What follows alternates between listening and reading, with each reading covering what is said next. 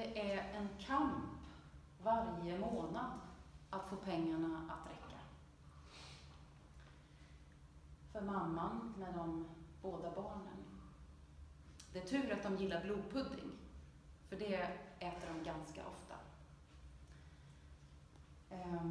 Sen det här med pengar blev ett bekymmer så har hon fått säga upp tidningsprenumerationen och hennes gamla glasögon de får duga. Hon har inte råd att satsa så mycket på sig själv. Men barnen som växer, de måste ju ha kläder. Så de får hon hitta på loppis, för de växer ju. Än så länge är de små och ganska omedvetna om hur lite pengar familjen har. Men snart kommer den äldsta bli stor nog att börja jämföra sig med kamraterna. Mamman vet att det bästa hennes barn vet, det är att gå på Leos lekland. Så hon tar dem båda till Leos lekland en gång varje månad. Sen är det tufft resten av månaden. Men känslan av att vara som alla andra, känslan av att se dem lyckligt springa omkring där i tunnlarna och hoppa på studsmattorna. Att se dem trä små pärlor av goda och lyckliga minnen från sin barndom att ta med sig ut i livet. Det är värt varenda krona. Priset till entrén på Leos lekland, det är ändå aldrig så högt så att det överträffar hennes kärlek till hennes båda barn. I Markus evangeliet så möter vi en annan kvinna som bryter mot allt förnuftigt och ekonomiskt tänkande. Vi vet inte vem hon var, men hennes handling har berättats så många gånger och finns med i 3 av evangelierna, tror jag. Jesus, han är nära sitt lidande och ingen förstår riktigt vad han pratar om. De blir bara bestörta när han försöker förklara vad det är som väntar honom. Men kvinnan kommer med sin flaska balsam och smörjer hans huvud med sin olja. Smörjer som man gjorde med kungar och sina döda.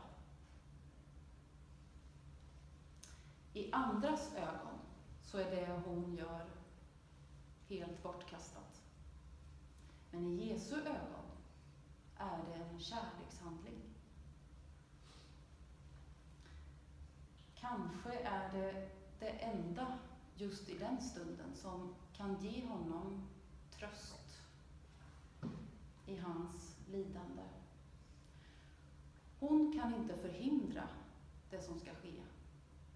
Hon kan inte rädda honom från den väg som han måste gå.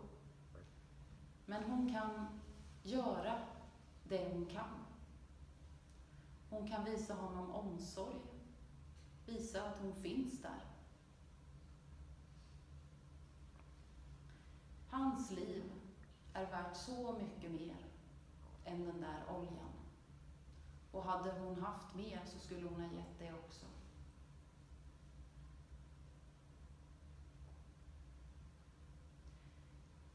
Jag tänker att de här 2 kvinnorna, de offrar något i ordets rätta bemärkelse. De erbjuder något som blir mer än själva gåvan. Ett tecken på kärlek och gemenskap.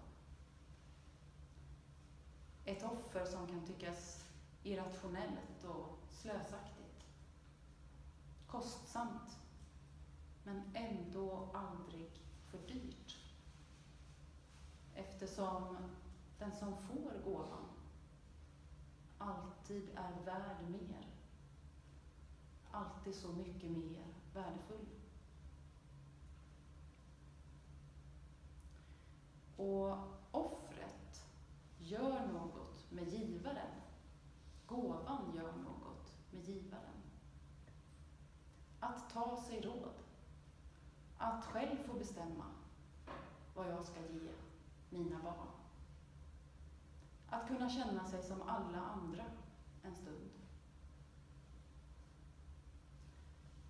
Att inte behöva vara den som alltid måste avstå eller inte kan bidra.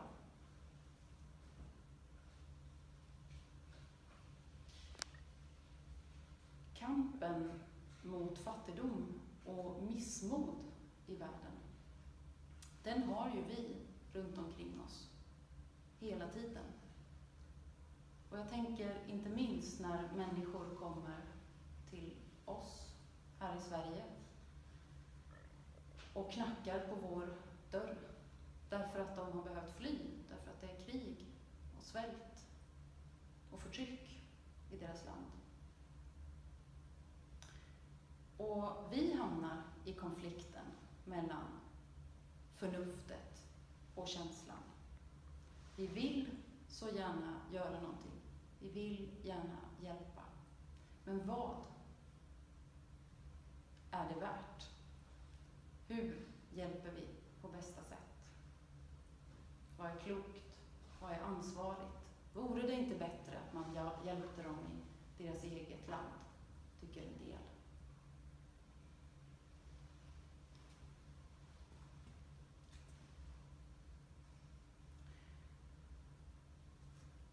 Ett krus olja och entrén till Leos lekland. Vad är det vi har att ge? Vilken gåva har vi som skulle kunna peka mot något utöver själva gåvan? Vilka vill vi vara när människor kommer och behöver vår hjälp? Mamman med de båda barnen blir ibland kritiserad för att hon har lagt pengarna på Leos lekland. Ibland har de ätit hamburgare. Men Jesus avfärdar dem som säger så och säger: varför gör ni henne ledsen? Hon har gjort vad hon kan. Fattigdomen har hon alltid med sig. Men barnens uppväxt, den är här och nu.